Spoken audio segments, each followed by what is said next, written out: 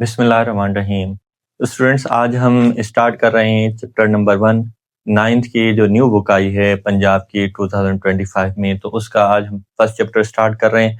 आपको पता है जो नाइन्थ की जो न्यू बुक आई है उसमें 13 चैप्टर्स हैं और उसका आज पहला चैप्टर हम स्टार्ट कर रहे हैं। पहले चैप्टर का नाम देखें तो पहले चैप्टर का नाम क्या है? States of matter and phase changes. ठीक है बेटा। तो इंशाल्लाह आपको अब जो है इस यूट्यूब चैनल पे जो है आपको और नाइन्थ के जो न्यू केमिस्ट्री आई है उसके लेक्चर्स मिलेंगे और उसके साथ साथ हमारा जो टारगेट होगा, दो मेन टारगेट्स होंगे। एक तो ये कि आपकी एग्जाम की प्रिपरेशन करवाई जाए और एग्जाम की प्रिपरेशन के साथ साथ जो है आपको कॉन्सेप्ट भी क्लियर करवाए जाएं और इसके लिए एमसीक्यूज भी इंशाल्लाह मैं आपको जो है लिंक शेयर करता रहूंगा ताकि आपके हर चीज जो है क्लियर होती जाए। ठीक है। तो आज हम स्टार्ट कर रहे हैं सबसे पहला टॉपिक। तो आइए हम स्टार्ट करते हैं। सबसे पहले अगर हम देखें केमिस्ट्री क्या है बेटा? केमिस्ट्री साइंस की एक ब्रांच है। साइंस की वो ब्रांच है जिसमें हम 5 चीजों की स्टडी करते हैं। केमिस्ट्री में किसकी स्टडी की जाती है? मैटर की तो स्टडी की जाती है, लेकिन मैटर के 5 चीजों की। कौन कौन सी बेटा? एक तो ये कि केमिस्ट्री में हम जो मैटर की प्रॉपर्टीज हैं उसकी स्टडी करते हैं। इसके अलावा केमिस्ट्री में हम कंपोजिशन की स्टडी करते हैं मैटर के। इसके अलावा स्ट्रक्चर ऑफ मैटर की स्टडी करते हैं और इसके अलावा फिजिकल और जो केमिकल चेंजेस आती हैं मैटर में उनकी स्टडी करते हैं। और उसके साथ साथ जो लॉज और प्रिंसिपल्स जिनके तहत मैटर में चेंजेस आती हैं उन लॉज और प्रिंसिपल की स्टडी भी मैटर में की जाती है बेटा। बेटा अगर हम देखें तो केमिस्ट्री में हम 5 चीजों की स्टडी करते हैं। एक क्या? एक हम करते हैं कि जो प्रॉपर्टीज हैं मैटर की उसकी स्टडी करते हैं। इसके साथ साथ कंपोजिशन, इसके साथ साथ जो है हम स्ट्रक्चर और जो फिजिकल और केमिकल चेंजेस मैटर में आती हैं उन चेंजेस की, और इसके साथ साथ उन लॉज और प्रिंसिपल की स्टडी करते हैं जिन लॉज और प्रिंसिपल के तहत मैटर में चेंजेस आती हैं। ठीक है। तो एग्जाम के पॉइंट ऑफ व्यू से अगर हमें केमिस्ट्री की डेफिनेशन लिखना पड़े तो हम कैसे लिखेंगे? हम इस तरह लिखेंगे कि chemistry is the branch of science that deals with the properties. Chemistry is the branch of science that deals with the properties, composition, and structure of matter. It also deals with the physical and chemical changes in matter and laws or principles which govern these changes. ठीक है बेटा। इसके अलावा देखिए जब भी आप exam में लिखेंगे तो ये मैंने कीवर्ड्स लिखे हैं। याद रखिएगा जब भी हम केमिस्ट्री की डेफिनेशन लिखेंगे तो उस हर डेफिनेशन में हर चीज में कुछ कीवर्ड्स होते हैं जो उसके जो मेन कॉन्सेप्ट है उसको डिस्क्राइब कर रहे होते हैं। तो केमिस्ट्री के मेन कॉन्सेप्ट में आपने किसको, इन जिनको मैंने अंडरलाइन किया है, आप भी एग्जाम में लिखते वक्त इनको अंडरलाइन कर लें ताकि जो है जो चेकर होगा उसको पता होगा कि भाई आपके कॉन्सेप्ट क्लियर है। ठीक है। इसके बाद देखें जब हम बात कर रहे थे कि भाई केमिस्ट्री में हम किसकी स्टडी करते हैं? प्रॉपर्टीज की स्टडी करते हैं। इसके अलावा कंपोजिशन की, किसके? मैटर की। तो बेटा अब सवाल ये है कि भाई प्रॉपर्टीज किस चीज को कहा जाता है? बेटा प्रॉपर्टीज कहा जाता है कैरेक्टरिस्टिक्स को, खुसूसियात को। ठीक है। जैसे मार्कर है, ये मार्कर जो है किस कलर का आपको नजर आ रहा है? तो ये जो कलर है इसकी खासियत है। मार्कर आपकी स्टेट, आपको पता है ब्लैक और व्हाइट कलर का आपको ये मार्कर नजर आ रहा है। इसके अलावा ये कलर, ये जो मार्कर है इसकी स्टेट कौन सी है? इसकी स्टेट सॉलिड स्टेट है। ठीक है। तो ये क्या है? खुसूसियात। तो मैटर की जो खुसूसियात होती हैं, प्रॉपर्टीज होती हैं, उनकी स्टडी केमिस्ट्री में की जाती है। उसके साथ साथ यहाँ पे एक और लफ्ज था कंपोजिशन। कंपोजिशन की बात करें तो कंपोजिशन कहा जाता है अमाउंट और परसेंटेज किसकी बेटा? एलिमेंट्स की या कंपाउंड की इन दी सैंपल ऑफ मैटर। कि किसी भी मैटर के सैंपल में किसी कंपाउंड या एलिमेंट की जो अमाउंट या परसेंटेज होती है। क्या बेटा? कि किसी भी मैटर के सैंपल में कंपाउंड या एलिमेंट की जो परसेंटेज या अमाउंट होती है उस अमाउंट को या परसेंटेज को क्या कहा जाता है? कंपोजिशन कहा जाता है। जैसे अगर हम एग्जांपल के तौर पे वाटर लें, आपको पता है वाटर अगर हम लेते हैं 18 ग्राम, 18 वाटर लिया हमने, आपको बताया वाटर का फार्मूला क्या है H2O। अगर हम वाटर के 18 ग्राम लेते हैं तो आपको पता है वाटर क्या है, मैटर है। अब इस मैटर के अंदर हाइड्रोजन और ऑक्सीजन की जो मिकदार होगी या परसेंटेज होगी, क्या होगी आपको पता है। अगर हम 18 ग्राम लेते हैं तो ये 18 ग्राम ऑफ वाटर कैसे बनेगा, ये बनेगा जब हम 2 ग्राम हाइड्रोजन और प्लस ऑक्सीजन लेंगे 16 ग्राम, ये दोनों आपस में रिएक्शन करेंगे तो उसके नतीजे में वाटर बनेगा 18 ग्राम।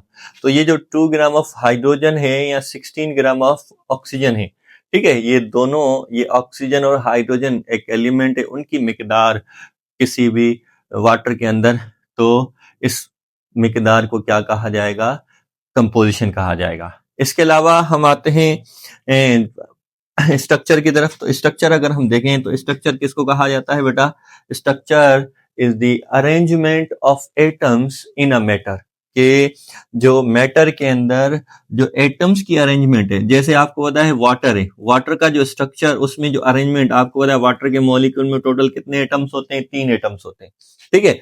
अब वो 3 एटम्स कैसे अरेंज होते हैं, इस तरह बेंट या एंगुलर स्ट्रक्चर बनाते हैं, तो that is the structure of water, ठीक है। आपको बताया कि भाई वाटर का जो स्ट्रक्चर होता है उसका जो शेप होता है बेंट या एंगुलर शेप होता है, ठीक है, सही। तो थोड़ा देख लीजिएगा बेटा, यहाँ पे जो है कंफ्यूजन बहुत सारे स्टूडेंट्स में होती है कि इन दो टर्म्स के अंदर कंपोजिशन और स्ट्रक्चर, क्योंकि बहुत सारे स्टूडेंट्स को ये चीज सही से समझ में नहीं आ रही होती है। दोबारा सुन लें कि कंपोजिशन किसको कहा जाता है बेटा, अमाउंट या परसेंटेज किसी भी एलिमेंट की या कंपाउंड की किसी भी मैटर के सैंपल में, ठीक है। जैसे हमने एग्जाम्पल के तौर पे वाटर की बात की, वाटर में अगर हम देखें तो वाटर के अगर हम 18 ग्राम लेते हैं तो 18 ग्राम वाटर में हाइड्रोजन की मिकदार कितनी होती है, 2 ग्राम, और ऑक्सीजन की मिकदार कितनी होती है, 16 ग्राम, ठीक है। तो ये 2 gram and 16 gram, that is the composition of water, ठीक है। इसी तरह स्ट्रक्चर क्या है, ढांचा।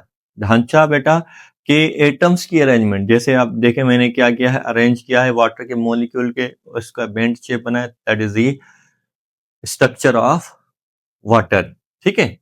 तो अभी हम आते हैं फिजिकल चेंज। तो अगर हम फिजिकल चेंज की डेफिनेशन देखें तो फिजिकल चेंज की डेफिनेशन क्या होगी बेटा, कि ऐसा change a process during which changes occur in the state of matter, कि ऐसा प्रोसेस जिसमें मैटर के कंपोजिशन स्टेट में, ऐसा प्रोसेस जिसमें मैटर की जो स्टेट है उसमें चेंजेस आए और जो कंपोजिशन ऑफ मैटर है वो सेम रहे, तो ऐसे चेंज को हम क्या कहते हैं, फिजिकल चेंज कहा जाता है। ऐसा प्रोसेस जिसके दौरान सिर्फ और सिर्फ मैटर के स्टेट में चेंजेस आए और कंपोजिशन वही सेम रहे, तो ऐसे चेंज को हम फिजिकल चेंज कहा जाता है।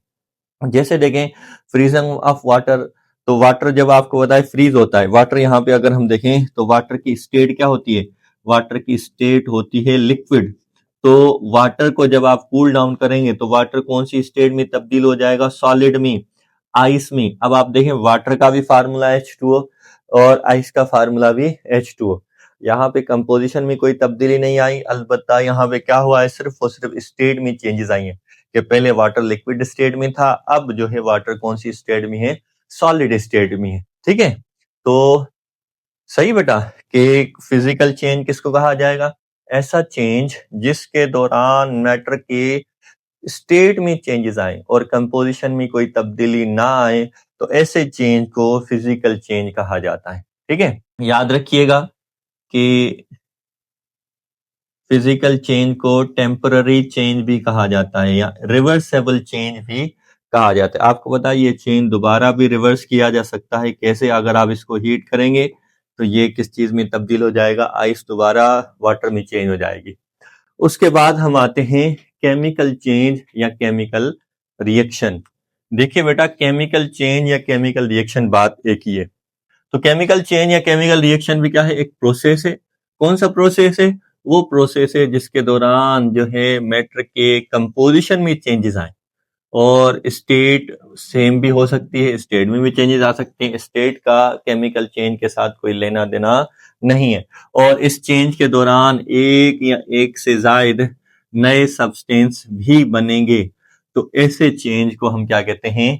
केमिकल चेंज या केमिकल रिएक्शन। दोबारा सुन लें, ये केमिकल चेंज किसको कहा जाता है? ऐसे प्रोसेस को कहा जाता है जिसके दौरान मैटर के कंपोजिशन में चेंजेस आए और जो है एक या एक से ज्यादा नया सब्सटेंस बने। तो ऐसे चेंज को हम केमिकल चेंज या केमिकल रिएक्शन कहा जाता है। जैसे यहाँ पे मैंने एग्जांपल के तौर पे जो है क्या लिखा है, हमने एग्जांपल क्या लिया है?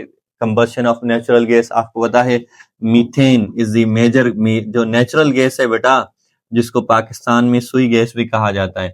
तो ये जो सुई गैस है या नेचुरल गैस है, तो इसमें जो मेजर कंपोनेंट है वो हमारा मीथेन है। तो इस वजह से यहाँ पे नेचुरल गैस का फार्मूला हमने क्या लिखा है? CH4 लिखा है।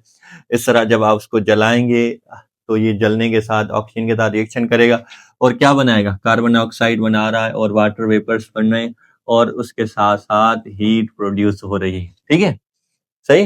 तो हम ले रहे हैं मीथेन और ऑक्सीजन और हमें मिल रहा है कार्बन डाइऑक्साइड और वाटर। तो अब आप देखें, इन दो चीजें ले रहे हैं और दो नए सब्सटेंस मिल रहे हैं। तो ऐसे चेंज को हम क्या कहेंगे? केमिकल चेंज या केमिकल रिएक्शन। याद रखिएगा, जो केमिकल चेंज या फिजिकल चेंज आता है वो हमेशा उसके दौरान या तो एनर्जी एब्जॉर्ब होगी या तो एनर्जी रिलीज होगी। अगर हम देखें यहाँ पे दोनों प्रोसेस में फ्रीजिंग ऑफ वाटर के दौरान भी एनर्जी रिलीज हो रही होती है और इसी तरह जो कंबशन ऑफ नेचुरल गैस है उसके दौरान भी एनर्जी रिलीज हो रही होती है। और आपको पता है कि एनर्जी जब रिलीज होती है तो उस प्रोसेस को एक्सोथर्मिक कहा जाता है। ठीक है, कि भाई जब भी केमिकल चेंज आएगा या फिजिकल चेंज आएगा तो उसके दौरान क्या होता है बेटा? एनर्जी रिलीज होती है। ठीक है, या एनर्जी एब्जॉर्ब होगी, एनर्जी विल बी एब्जॉर्ब और इवॉल्व। ठीक है, उसके बाद हमारा टॉपिक है ब्रांचेस ऑफ केमिस्ट्री। ठीक है, तो इस चैप्टर के अंदर टोटल 8 टॉपिक्स हैं। तो उसका पहला टॉपिक हमने स्टार्ट किया हुआ है। पहले टॉपिक का नाम केमिस्ट्री और केमिस्ट्री की जो ब्रांचेस हैं। तो ब्रांचेस से जाने से पहले हम आते हैं कि भाई केमिस्ट्री को ब्रांचेस में क्यों डिवाइड किया गया है। तो पता है कि आपके जो एक्सरसाइज में एक सवाल भी है कि भाई केमिस्ट्री को ब्रांचेस के अंदर डिवाइड किया गया है, इसके 3 रीजन लिखें। तो इसके साथ साथ देखिए हमारा टारगेट यहाँ पे एक तो अपने कॉन्सेप्ट भी क्लियर करने और इसके साथ साथ एग्जाम की तैयारी भी करनी है। ठीक है, तो इस वजह से मैंने उनके वो जो सवाल था उसका जवाब भी लिख दिया है यहाँ पे। ठीक है, तो सबसे पहले देखें कि chemistry is divided into many distinct branches. बेटा उसके 3 मेजर जो रीजन है, इसके अलावा भी रीजन है लेकिन यहाँ पे हमने जो है 3 मेजर रीजन लिखे हैं। तो बेटा सबसे पहला जो रीजन है, to understand the widely spread complex knowledge of chemistry. ठीक है बेटा, क्या मतलब ये बेटा जब भी हमारे पास कोई चीज कॉम्प्लेक्स होती है तो उसको हम कैसे समझते हैं? तो उसको समझने का तरीका ये है कि हम उसको जो है डिफरेंट पार्ट्स में तकसीम करते हैं ताकि उसको समझने में हमें आसानी हो। ठीक है, तो सबसे पहला रीजन ये है कि केमिस्ट्री की जो नॉलेज है वो बहुत वाइडली है और एक कॉम्प्लेक्स नॉलेज है और उसको समझने के लिए, बेहतर तरीके से अंडरस्टैंड करने के लिए हमने क्या किया हुआ है? केमिस्ट्री को डिफरेंट ब्रांचेस में डिवाइड किया हुआ है। ठीक है, इसके अलावा दूसरा जो रीजन है, टू कंसंट्रेट की मीनिंग है तवज्जा, स्पेसिफिक एस्पेक्ट्स के डिफरेंट जो खास एस्पेक्ट की तरफ ज्यादा तवज्जा देने के लिए। कोई मखसूस चीजें ऐसी होती हैं जो हमारे लिए ज्यादा इंपॉर्टेंट होती हैं, तो उनके ऊपर ज्यादा तवज्जा के लिए हमने क्या किया हुआ है? केमिस्ट्री को डिफरेंट सेगमेंट्स में, ब्रांचेस में डिवाइड किया गया है। ठीक है, इसके अलावा जो आखिरी रीजन है, टू फोकस आपको पता है तवज्जा देना, and to achieve breakthroughs and advancement. ठीक है, ब्रेक थ्रूज कहा जाता है कोई बड़ी डिस्कवरी या और ज्यादा तरक्की लाने के लिए और ज़्यादा इसके ऊपर फोकस करने के लिए केमिस्ट्री को डिफरेंट ब्रांचेस में डिवाइड किया हुआ है। ठीक है बेटा, ये केमिस्ट्री को हमने क्यों डिफरेंट ब्रांचेस में डिवाइड किया हुआ है?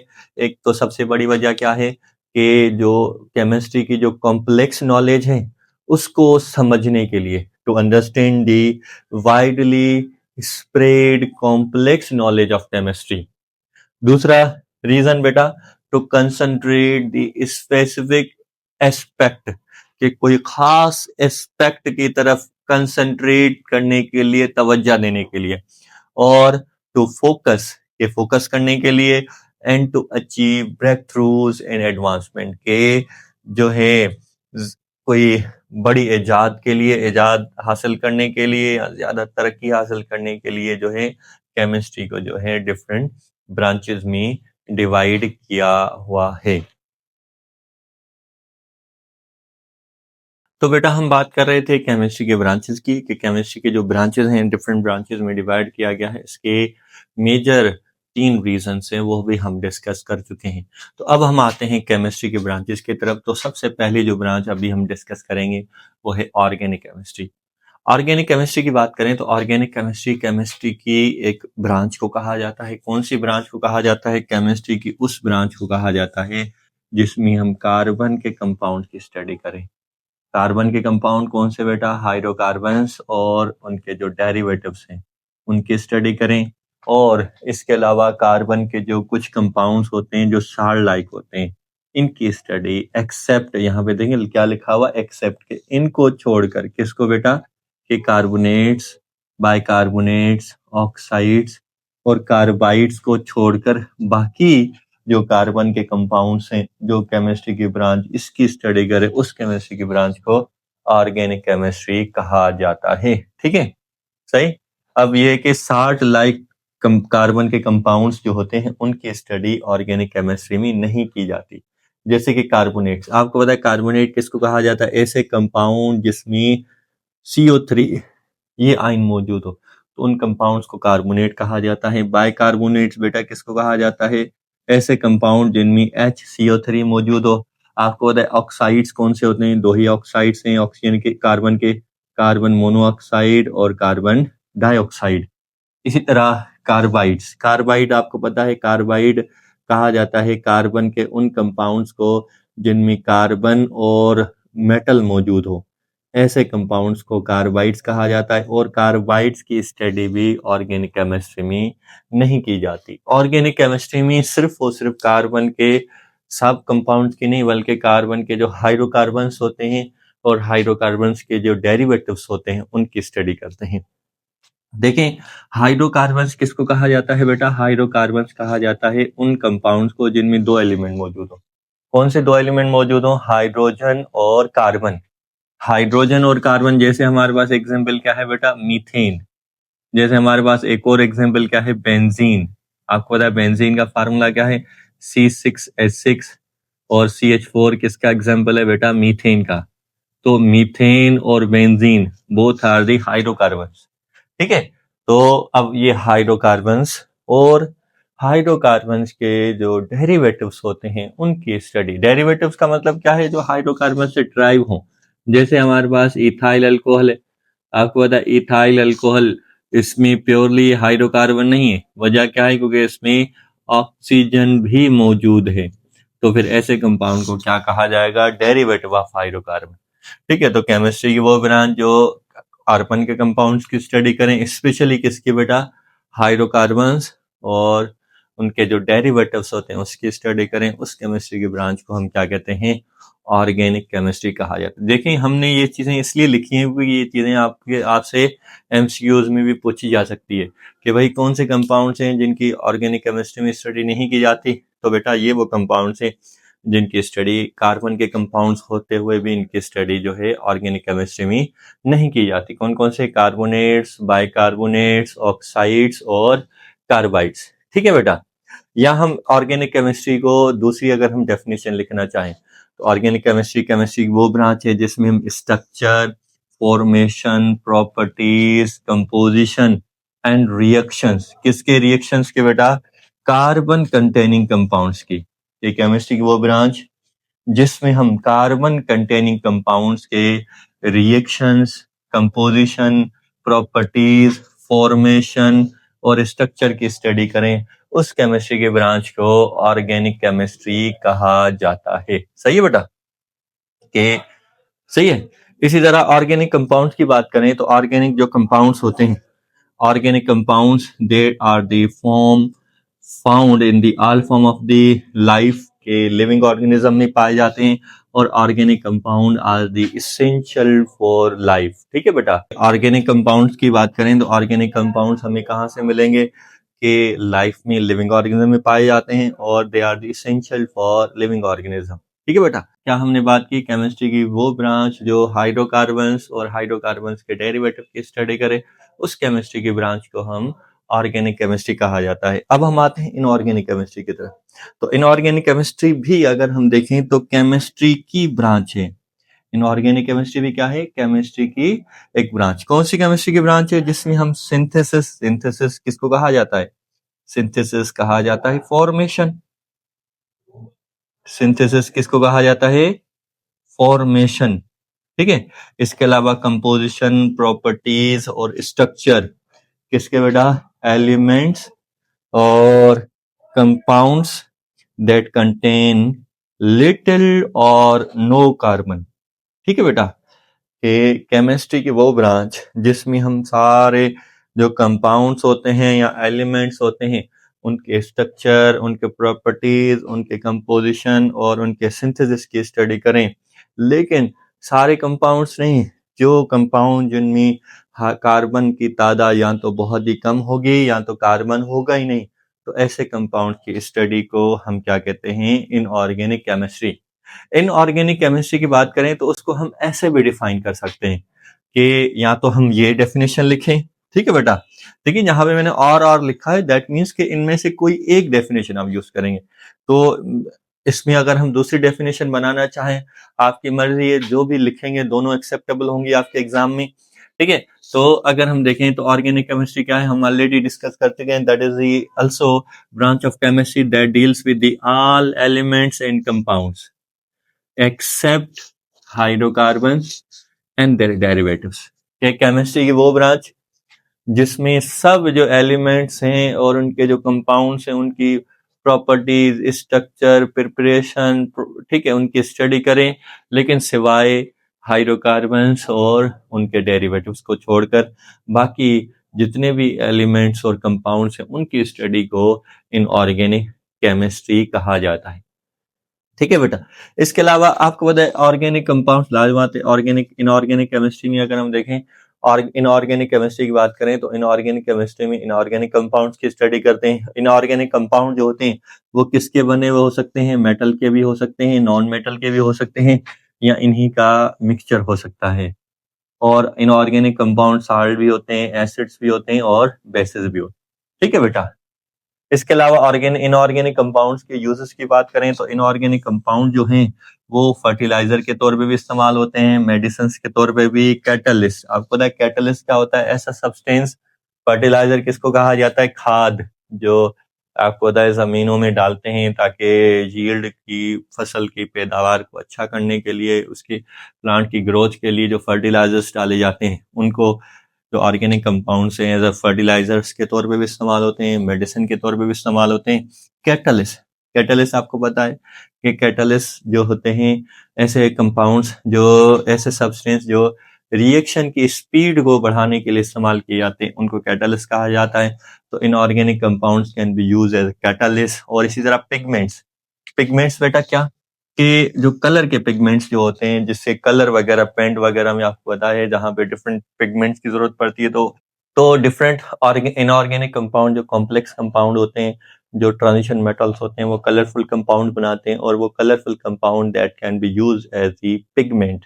इसी तरह कोटिंग के लिए भी इस्तेमाल किए जाते हैं, और भी बहुत सारे यूजेस हैं और इनऑर्गेनिक कंपाउंड्स के। ठीक है बेटा?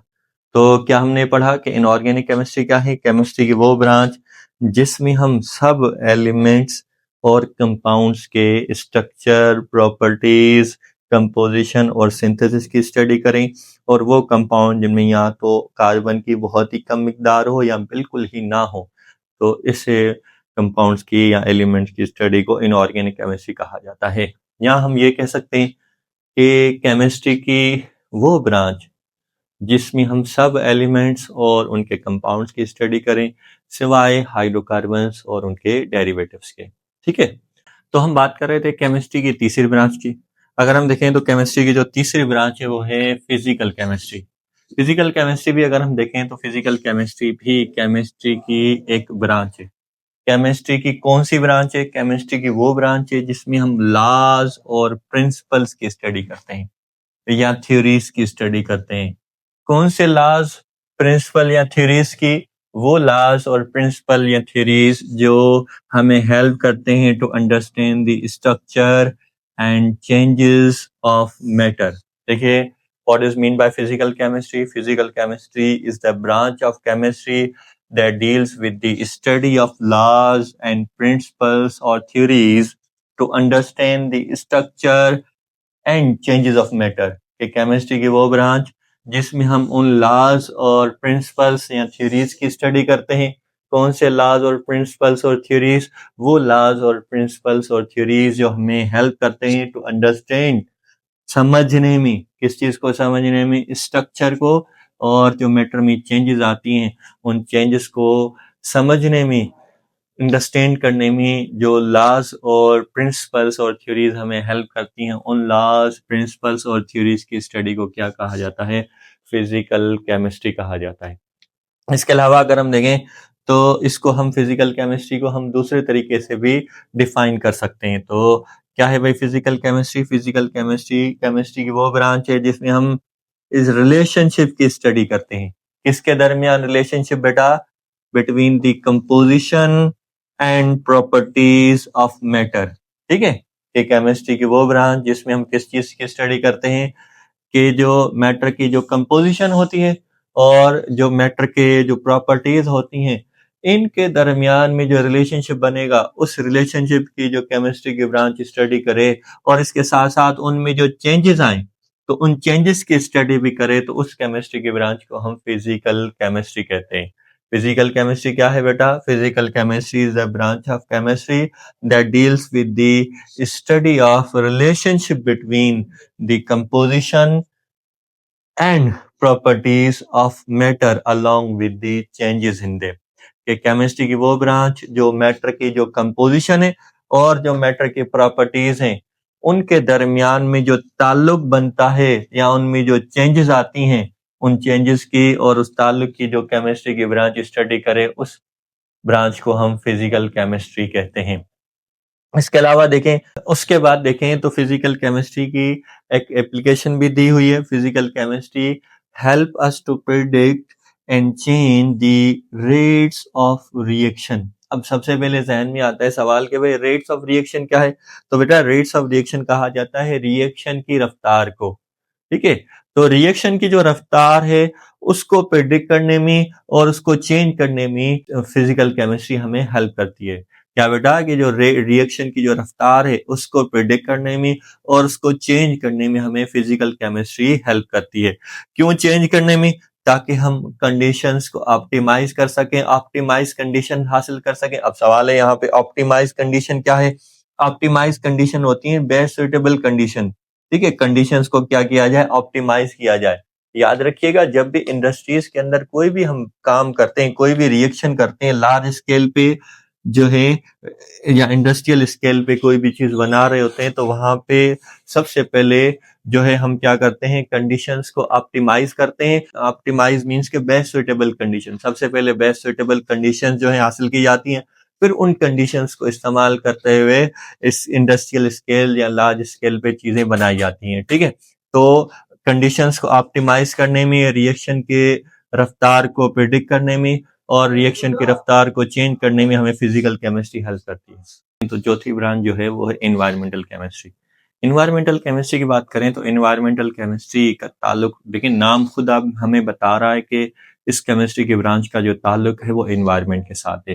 तो environmental chemistry is also branch of chemistry that deals with the environment, और वी कैन से अगर हम देखें एग्जाम में अगर हमें लिखना होगा तो अगर हम देखें तो एनवायरमेंटल केमिस्ट्री क्या है बेटा, केमिस्ट्री की वो ब्रांच जिसमें हम सोर्सेज की स्टडी करते हैं, रिएक्शंस की स्टडी करते हैं, इफेक्ट्स की स्टडी करते हैं और फेट्स की स्टडी करते हैं, किसके, केमिकल स्पीशीज की। वो केमिकल स्पीशीज जो एयर के अंदर, सॉइल के अंदर, जो वाटर एनवायरनमेंट के अंदर मौजूद होती हैं। ठीक है बेटा, क्या बेटा कि केमिस्ट्री की वो ब्रांच जो इसमें हम वाटर एनवायरनमेंट में, सॉइल में या एयर में जो केमिकल स्पीशीज होती हैं उनके सोर्सेज की स्टडी करते हैं, उनके रिएक्शंस की स्टडी, उनके जो है इफेक्ट्स की स्टडी और उनके फेट्स की स्टडी। देखिए अगर हम देखें सोर्सेज किसको कहा जाता है, जराए को कहा जाता है कि वो हमें कहाँ कहाँ से मिलते हैं वो जराए। रिएक्शंस, आपको पता है रिएक्शन किसको कहा जाता है, जो केमिकल चेंजेस आती हैं रिएक्शंस के दौरान उन चेंजेस को जो है रिएक्शंस कहा जाता है। इसके अलावा उनके असरात, इफेक्ट्स, जैसे आपको पता है कि भाई ग्लोबल वार्मिंग हो रही है आजकल, उसमें ये इफेक्ट किसका है, ये कार्बन डाइऑक्साइड का है, कार्बन डाइऑक्साइड इमिशन का है।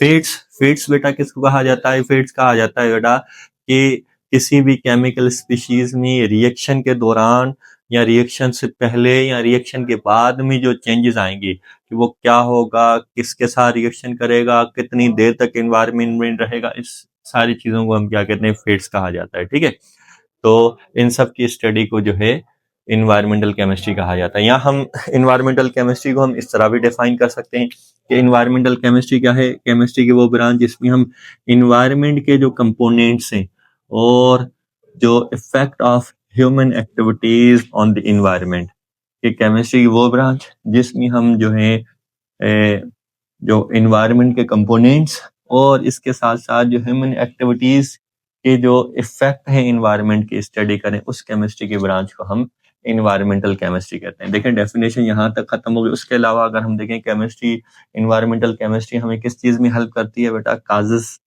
और इफेक्ट्स और solution of the different types of pollution, के डिफरेंट टाइप्स ऑफ पोल्यूशन के क्या वजूहात हुए, उनके असरात और उनको कैसे खत्म किया जा सकता है, इनको अंडरस्टैंड करने में हमें इन्वायरमेंटल केमिस्ट्री हेल्प करती है।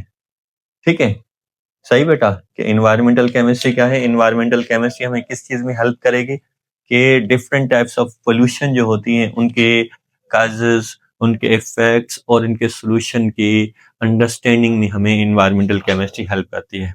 उसके बाद अगला अगर हम देखें तो अगली जो ब्रांच है वो है एनालिटिकल केमिस्ट्री।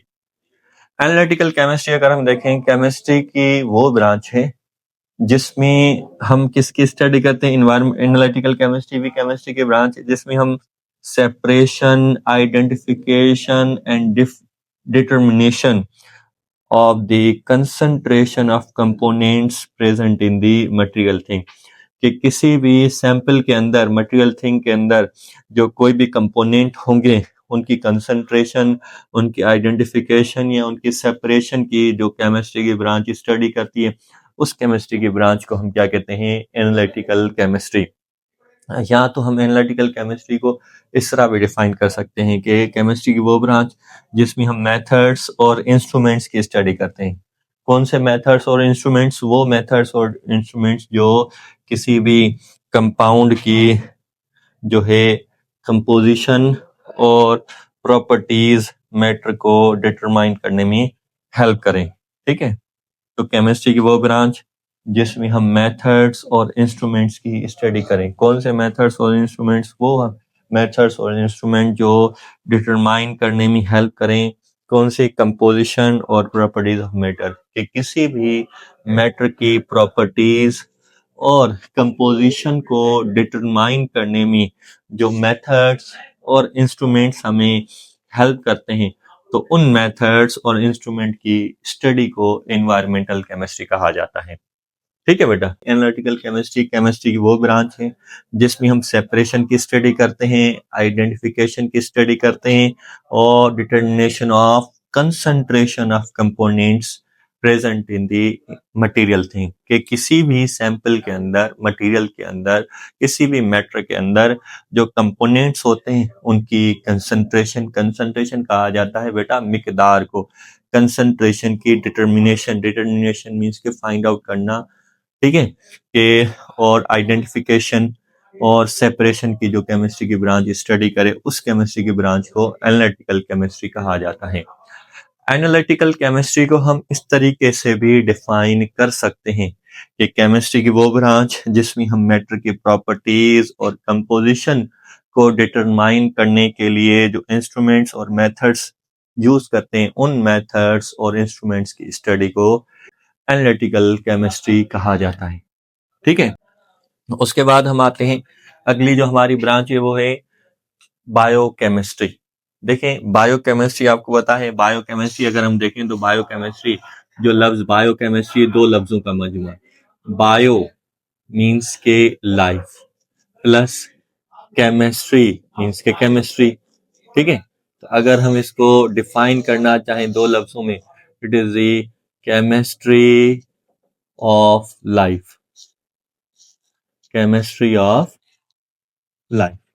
ठीक है, तो केमिस्ट्री की वो ब्रांच जिसमें हम केमिकल सब्सटेंसेस और वाइटल प्रोसेसेस की स्टडी करते हैं। कौन से वाइटल प्रोसेस? जो लिविंग ऑर्गेनिज्म में, कि केमिस्ट्री की वो ब्रांच जिसमें हम लिविंग ऑर्गेनिज्म में मौजूद जो केमिकल सब्सटेंसेस होते हैं, जैसे कार्बोहाइड्रेट्स होते हैं, प्रोटीन्स होते हैं, विटामिन्स होते हैं, ठीक है, न्यूक्लिक एसिड्स वगैरह होता है, तो इनकी स्टडी को जो है, और इसके अलावा जो वाइटल प्रोसेसेस जो केमिकल रिएक्शंस होते हैं, मेटाबॉलिक रिएक्शंस जो होते हैं, उन केमिकल रिएक्शंस को बायोकेमिस्ट्री कहा जाता है। बायोकेमिस्ट्री को हम इस तरह भी डिफाइन कर सकते हैं कि केमिस्ट्री की वो ब्रांच जिसमें हम फिजिकल और केमिकल चेंजेस जो आती हैं लिविंग ऑर्गेनिज्म में, कि केमिस्ट्री की वो ब्रांच, केमिस्ट्री की वो ब्रांच जिसमें हम लिविंग ऑर्गेनिज्म में जो फिजिकल और केमिकल चेंजेस आती हैं उनकी जो केमिस्ट्री की ब्रांच स्टडी करें, उस केमिस्ट्री की ब्रांच को हम क्या कहते हैं? बायोकेमिस्ट्री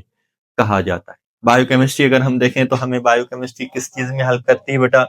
तो biochemistry help us to understand the structure and function of molecules. ठीक है, कि जो मॉलिक्यूल्स लिविंग ऑर्गेनिज्म में होते हैं, कौन कौन से मॉलिक्यूल? बहुत सारे होते हैं, जैसे प्रोटीन्स हो गया, कार्बोहाइड्रेट्स हो गया, लिपिड्स हो गया, न्यूक्लिक एसिड्स हो गया। ठीक है, इनकी जो है ये जो मॉलिक्यूल्स हैं, न्यूक्लिक एसिड्स हो गए, लिपिड्स हो गए, कार्बोहाइड्रेट्स हो गए, प्रोटीन्स हो गए, इनके स्ट्रक्चर और फंक्शन को अंडरस्टैंड करने में बायोकेमिस्ट्री हमें हेल्प करती है। ठीक है, कि बायोकेमिस्ट्री हमें किस चीज में हेल्प करती है बेटा? कि जो न्यूक्लिक एसिड, लिपिड्स, कार्बोहाइड्रेट्स और प्रोटीन्स के फंक्शन और इनके स्ट्रक्चर को अंडरस्टैंड करने में, उसको समझने में हमें बायोकेमिस्ट्री हेल्प करती है। उसके बाद हम आते हैं अगली जो ब्रांच है, न्यूक्लियर केमिस्ट्री। देखें बेटा, जो लफ्ज न्यूक्लियर है वो कहाँ से लिया गया है? न्यूक्लियस से। आपको पता है न्यूक्लियस क्या है? Nucleus is the central part of atom, central part of atom. ठीक है, एटम का जो बीच वाला हिस्सा होता है, मरकज होता है, उस मरकज को क्या कहा जाता है? न्यूक्लियस कहा जाता है। तो देखिए न्यूक्लियस जो बता रहा है नाम के भाई इस केमिस्ट्री का जो ताल्लुक है वो न्यूक्लियस के साथ है।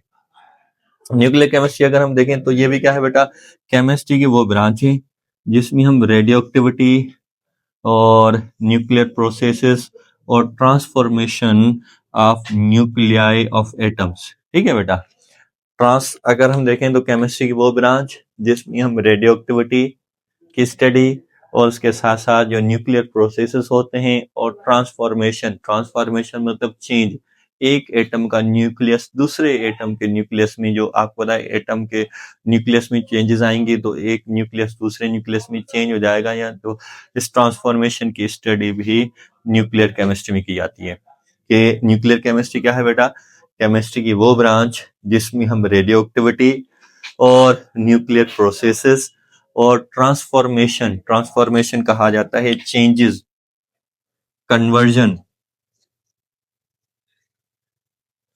Conversion from one at nucleus to another nucleus, ठीक है, इसकी स्टडी करते हैं, ठीक है बेटा, उसकी स्टडी करते हैं।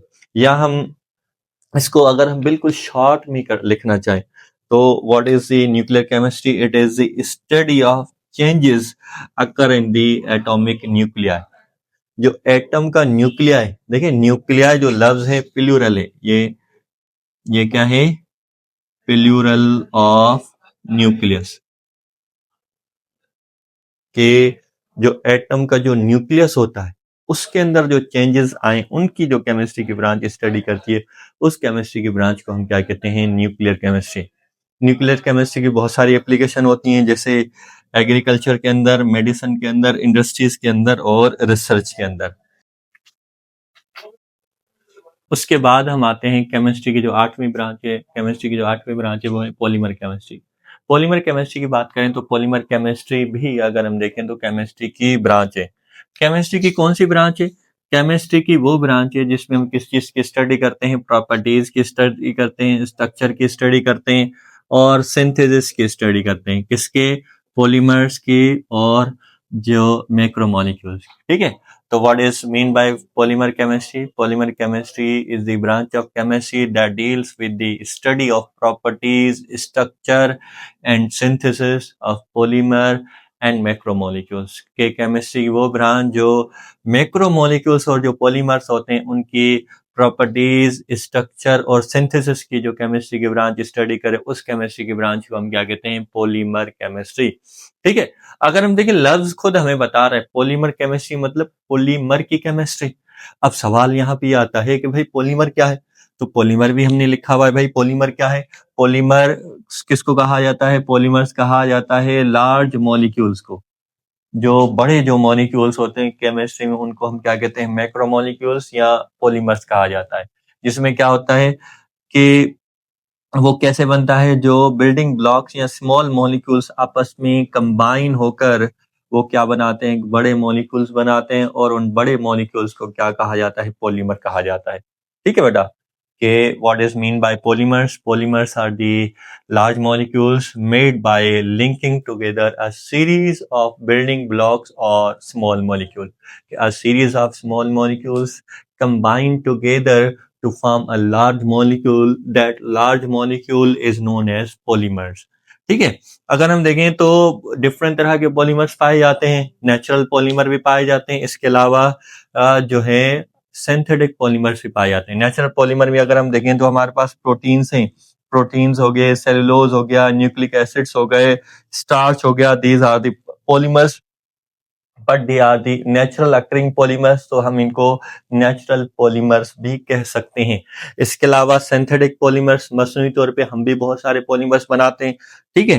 तो जैसे पॉलीथीन जो बैग्स होती हैं, पॉलिएस्टर हो गया, पॉलीविनाइल क्लोराइड जो आपने पीवीसी के जो पाइप सुने देखे होंगे, इसके अलावा epoxy glue, these are the synthetic polymers. ये मसनूई तौर पे बनाए जाते हैं।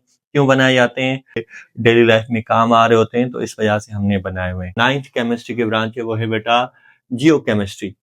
आपको पता है जो लफ्ज जियो है, जियो मीन्स के अर्थ, ठीक है। तो अगर हम इसको देखना चाहें तो what is mean by geochemistry, लफ्जी मीनिंग अगर हम देखें तो जियो केमिस्ट्री क्या होगी बेटा? It is the chemistry of earth. तो geochemistry is also branch of chemistry. Geochemistry is also branch of chemistry that deals with the study of chemical composition of earth, its sources and minerals, ठीक है बेटा। कि chemistry की वो branch जिसमें हम जो अर्थ की जो केमिकल कंपोजिशन है और उसके जो जराए हैं और उसके जो मिनरल्स हैं इनकी स्टडी करें, उस केमिस्ट्री की ब्रांच को हम क्या कहते हैं? जियो केमिस्ट्री, ठीक है। अगर हम सिंपली कहें तो जियो केमिस्ट्री क्या है? Geochemistry is the study of earth, ठीक है। अब अगर हम देखें तो इसकी एप्लीकेशन बहुत ज्यादा है। जैसे जो मिनरल्स की एक्सप्लोरेशन है कि भाई कौन सी जगह, सबसे पहले तो क्या किया जाता है? जियोकेमिकल मैपिंग की जाती है। जियोकेमिकल मैपिंग क्या होती है बेटा? कि सबसे पहले डिफरेंट जगहों से, different parts of the earth से हम क्या करते हैं? रॉक्स उठाते हैं, मट्टी उठाते हैं और उसको एनालाइज करते हैं। ये करते हैं, देखते हैं कि उसमें कौन कौन से एलिमेंट्स या कंपाउंड्स मौजूद हैं, ठीक है। तो फिर उस सबसे पहले जियोकेमिकल मैपिंग की जाती है इसकी मदद से। इसके अलावा मिनरल्स की एक्सप्लोरेशन की जाती है। इसके अलावा एनवायरमेंटल मॉनिटरिंग भी की जाती है। इसके अलावा फॉरेस्ट्री में और मेडिकल जो रिसर्च है इसमें इसकी जो एप्लीकेशन है जियोकेमिस्ट्री की। उसके बाद अगर हम देखें तो जो जियोथर्मल हीट पंप्स होते हैं बेटा, ये खास तौर पे जो सर्द इलाके होते हैं वहां पे लगाए जाते हैं। तो ये क्या इनका इस्तेमाल क्या है? तो they are used to transfer ground water in buildings during winter to heat them and in summer to cool them. ठीक है बेटा, कि ग्राउंड वाटर हम क्या करते हैं, सबसे पहले जो बिल्डिंग्स बन रही होती है उनमें पाइप्स लगाए जाते हैं पानी के, ग्राउंड वाटर के पानी के पाइप्स लगाए जाते हैं। उनमें क्या किया जाता है, ग्राउंड वाटर को सर्कुलेट किया जाता है। इसका मकसद क्या होता है? मकसद ये होता है कि ग्राउंड वाटर जो आएगा वो अपने साथ हीट लाएगा सर्दियों में, तो वो बिल्डिंग को क्या कर देगा, गर्म कर देगा। तो सर्दियों में बिल्डिंग्स को गर्म करने के लिए और गर्मियों में ठंडा करने के लिए ग्राउंड वाटर जो है बिल्डिंग्स के अंदर सर्कुलेट करवाया जाता है। तो ऐसे वाटर पंप्स को क्या कहा जाता है? जियोथर्मल हीट पंप्स कहा जाता है। ठीक है बेटा। तो अब हम आते हैं केमिस्ट्री की जो नेक्स्ट ब्रांच है बेटा, जो नेक्स्ट केमिस्ट्री की ब्रांच है वो है मेडिसिनल केमिस्ट्री। मेडिसिनल केमिस्ट्री की बात करें तो मेडिसिनल केमिस्ट्री भी केमिस्ट्री की ही एक ब्रांच है। केमिस्ट्री की कौन सी ब्रांच है बेटा? केमिस्ट्री की वो ब्रांच है जिसमें हम design and synthesize, study of design and synthesize of medicines और drugs which are beneficial for mankind. के केमिस्ट्री की वो ब्रांच जिसमें हम जो इंसान जात के लिए जो फायदेमंद जो ड्रग्स और मेडिसिन होते हैं उनकी डिजाइन और सिंथेसिस की जो केमिस्ट्री की ब्रांच स्टडी करे, उस केमिस्ट्री की ब्रांच को मेडिसिनल केमिस्ट्री कहा जाता है। बेटा अगर हम देखें तो मेडिसिनल केमिस्ट्री को हम इस तरह भी डिफाइन कर सकते हैं कि it is the branch of chemistry that deals with the study of drug delivery, discovery, delivery, absorption and metabolisms of drugs in human body। कि केमिस्ट्री की वो ब्रांच जिसमें किस चीज की स्टडी की जाती है बेटा? जो डिस्कवरी हो गई, दरियाफ्त हो गई, डिलीवरी हो गई, पहुंचाना बॉडी पार्ट्स के अंदर मेडिसिन को, इसके अलावा एब्जॉर्प्शन ब्लड के अंदर, इसके अलावा जो मेडिसिन होगी उसमें जो चेंजेस आएंगी बॉडी के अंदर, तो उन चेंजेस को मेटाबॉलिज्म कहा जाता है। ड्रग्स की जो मेटाबॉलिज्म, जो ड्रग्स के जो रिएक्शंस हैं बॉडी के अंदर, उनकी स्टडी के जो केमिस्ट्री की ब्रांच स्टडी करे, उस केमिस्ट्री की ब्रांच को मेडिसिनल केमिस्ट्री कहा जाता है। दोबारा सुने कि केमिस्ट्री की वो ब्रांच जिसमें हम डिस्कवरी, डिलीवरी, एब्जॉर्प्शन और metabolisms of drugs in human body, के ह्यूमन बॉडी में के डिस्कवरी, डिलीवरी और एब्जॉर्प्शन और मेटाबॉलिज्म जो ड्रग्स की होती है इन ह्यूमन बॉडी, जो केमिस्ट्री की ब्रांच इसकी स्टडी करे, उस केमिस्ट्री की ब्रांच को मेडिसिनल केमिस्ट्री कहा जाता है। मेडिसिनल केमिस्ट्री को हम इस तरह भी डिफाइन कर सकते हैं कि केमिस्ट्री की वो ब्रांच जिसमें हम किस चीज की स्टडी करें? इंटरेक्शन की स्टडी करें। किसके दरमियान इंटरेक्शन बेटा? Interaction between drugs and biological targets. ठीक है। अब सवाल है बायोलॉजिकल टारगेट्स क्या होते हैं बेटा? जो बॉडी पार्ट्स जो अफेक्टिव होते हैं, जिनको हम टारगेट करना चाहते हैं, मेडिसिन के जरिए ठीक करना चाहते हैं, वो बायोलॉजिकल टारगेट्स कहलाते हैं। ठीक है।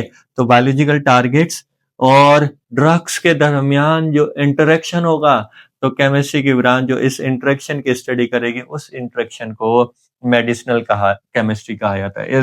इसके अलावा इसमें हम किस चीज की स्टडी करते हैं? Development of new medicinal drugs. ठीक है। ओके, केमिस्ट्री की वो ब्रांच जो इंटरेक्शन की स्टडी करे, किसके दरमियान इंटरेक्शन?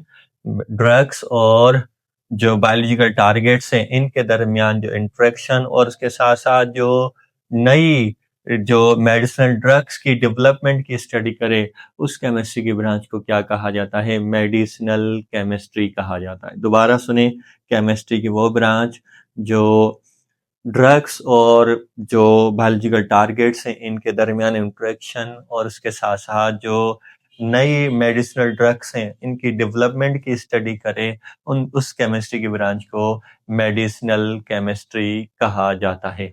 ठीक है। उसके बाद अगर हम देखें तो नेक्स्ट हमारी ब्रांच क्या है? Astro chemistry. बेटा अगर हम देखें, लफ्ज जो एस्ट्रो है, ग्रीक लैंग्वेज में एक लफ्ज है एस्ट्रॉन, उससे लिया गया है। एस्ट्रॉन मीन्स के स्टार्स। ठीक है। तो इसका मतलब इस केमिस्ट्री का ताल्लुक जो होगा स्टार्स के साथ होगा, केमिस्ट्री ऑफ स्टार्स। या हम किस चीज को कह सकते हैं, how can we define the एस्ट्रोकेमिस्ट्री?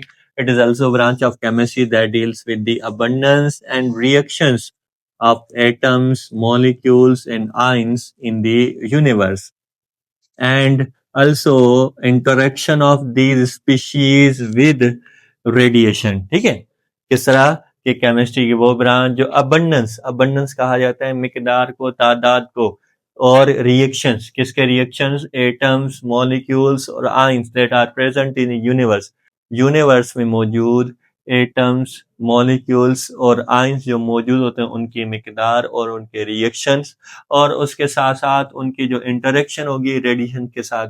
जो केमिस्ट्री की ब्रांच इसकी स्टडी करे उस केमिस्ट्री की ब्रांच को हम क्या कहते हैं? एस्ट्रोकेमिस्ट्री कहा जाता है।